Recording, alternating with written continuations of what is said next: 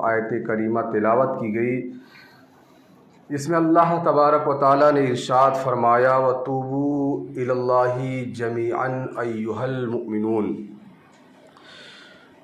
تقریباً 3 یا 4 جمعہ سے توبے کے متعلق ہی بیان چل رہے ہیں۔ معزز سامعین، اس جمعہ کو بھی انشاءاللہ تبارک و تعالیٰ توبے کے تعلق سے ہی کچھ بیانات کیے جائیں گے۔ اس کے بعد آنے والا مہینہ انشاءاللہ تبارک و تعالیٰ رجب المرجب کا مہینہ ہوگا، جس کا تعلق سرکار غریب نواز رحمۃ اللہ تعالیٰ علیہ سے ہوگا۔ تو آج یہ جمعہ کا دن ہے، تمام حاضرین حاضر آئے ہیں۔ اللہ رب العزت کی بارگاہ میں دعا ہے کہ اللہ ہماری حاضری کو قبول فرمائے۔ معزز سامعین، اللہ تبارک و تعالیٰ نے قرآن مجید میں ارشاد فرمایا وَتُوبُوا إِلَى اللَّهِ، اللہ کی بارگاہ میں توبہ کرو، جمیعاً ایھا المؤمنون، مکمل توبہ کرو اللہ کی بارگاہ میں اے ایمان والوں، لعلکم تفلحون، تاکہ تم فلاح پا جاؤ۔ مکمل توبہ کرو تاکہ تم اللہ کی بارگاہ میں فلاح پا جاؤ۔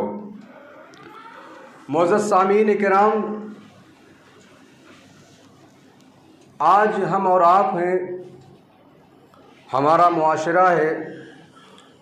گناہوں کے دلدل میں دھنستے ہوئے جا رہا ہے۔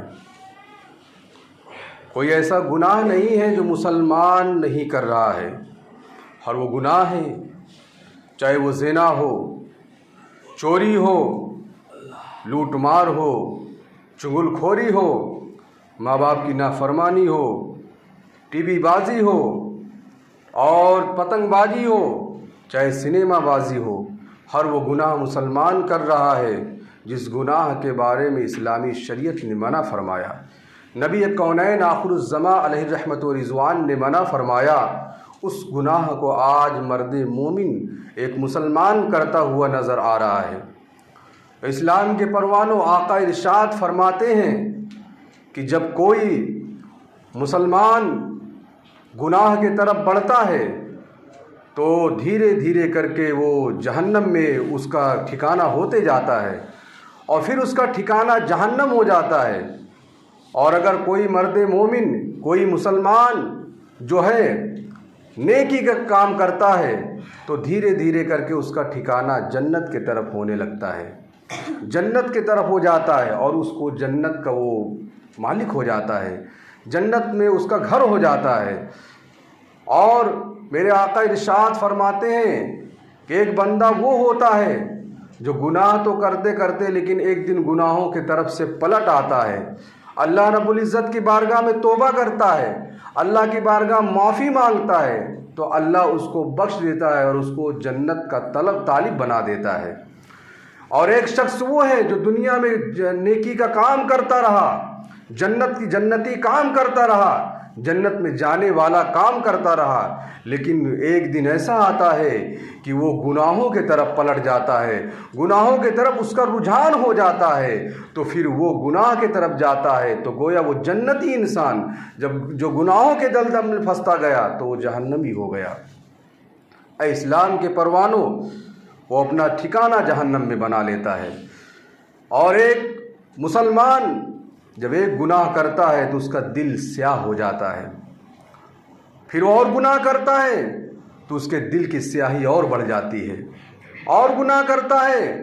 تو اس کے دل کی سیاہی اور بڑھ جاتی ہے۔ اللہ کے پیارے نبی علیہ الصلاۃ والتسلیم نے ارشاد فرمایا قلب المؤمنین عرش اللہ، قلب المؤمنین عرش اللہ، مومن کا جو قلب ہے وہ اللہ کا عرش ہوتا ہے، اللہ کا عرش ہے مومن کا قلب۔ اے ایمان والوں، میرے دوستوں، اسلام کے مقدس شہزادوں، جب اللہ تبارک و تعالیٰ نے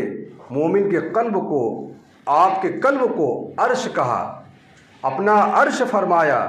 تو آج ہمارا اور آپ کا کام یہ ہونا چاہیے کہ اگر کوئی گناہ ہوتا ہو تو ہم اپنے رب کی بارگاہ میں توبہ کر لیں، اور جب بندہ اللہ رب العزت کی بارگاہ میں مکمل سچی توبہ کرتا ہے تو اللہ بندے کو بخش دیتا ہے، اللہ بندے کی مغفرت کر دیتا ہے۔ اے اسلام کے پروانوں، اے اسلام کے مقدس شہزادوں، آقا ایک راستے سے گزر رہے تھے، آپ نے دیکھا کہ قبر ہے، 2 قبر ہیں اور دونوں پر عذاب ہو رہا ہے۔ میرے آقا نے فرمایا کھجور کی ٹہنیوں کو لایا جائے۔ آقا کھجور کی ٹہنیوں کو منگاتے ہیں اور منگانے کے بعد گاڑ دیتے ہیں۔ صحابہ نے فرمایا یا رسول اللہ، آپ نے کھجور کی ٹہنیوں کو ان کے قبروں پر کیوں ڈالا؟ تو اب میرے آقا نے ارشاد فرمایا کہ ان پر اللہ کا عذاب ہو رہا تھا۔ صحابہ نے فرمایا یا رسول اللہ، ان پر اللہ کا عذاب کیوں ہو رہا تھا؟ تو میرے آقا نے ارشاد فرمایا ایک وہ ہے جو چغلی کیا کرتا تھا، اور دوسرا وہ ہے جو کھڑے ہو کر پیشاب کرتا تھا، پیشاب کی چھینٹوں سے نہیں بچتا تھا، اس لیے ان دونوں عذاب کی وجہ سے اس شخص کو جو ہے چغلی کرنے کی وجہ سے اس کو عذاب دیا جا رہا ہے، اور وہ شخص جو کھڑے ہو کر پیشاب کرتا تھا اس وجہ سے اللہ اس کو عذاب میں مبتلا کیا ہے۔ اے میرے صحابہ، چغل کھوری سے بچنا، کیونکہ چغلی وہ چیز ہے جو گھر کے افراد کو آپس میں لڑا دیتی ہے، ایک دوسرے کو آپس میں لڑا دیتی ہے، ایک دوسرے کو